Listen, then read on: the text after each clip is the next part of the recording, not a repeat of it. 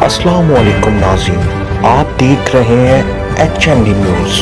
میں ہوں آپ کے ساتھ عاطفہ بلوچ۔ ناظرین، خبر دیں آپ کو ہارون آباد سے۔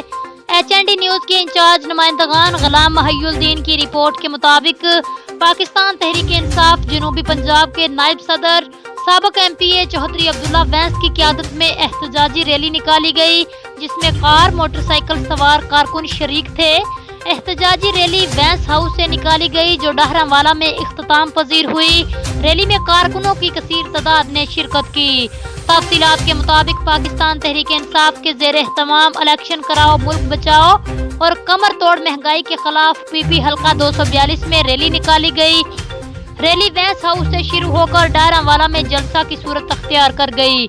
PTI رہنما راؤ شعیب احمد، راؤ رفیق احمد، فیصل مجید اور PTI جنوبی پنجاب کے نائب صدر سابق MP چوہدری عبداللہ وینس نے ریلی کے شرکاء سے خطاب کرتے ہوئے بروقت الیکشن نہ کروانے اور کمر توڑ مہنگائی پر امپورٹڈ حکومت کو آڑے ہاتھوں لیا۔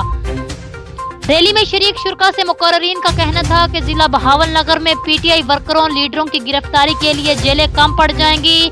اب بھی وقت ہے کہ اپنے قائد عمران خان کے حکم کے مطابق اپنے بچوں کے روشن مستقبل کی خاطر پاکستان کی بقا کی خاطر گھروں سے نکلا جائے اور امپورٹڈ حکومت کو منہ توڑ جواب دیا جائے۔ اس امپورٹڈ حکومت کو گھر بھیجا جائے۔ پاکستان تحریک انصاف کے کارکنان گرفتاریوں سے نہیں ڈرتے اور نہ ہی ڈریں گے۔ ہمارے قائد نے خود گرفتاریاں دینے کا فیصلہ کیا ہے۔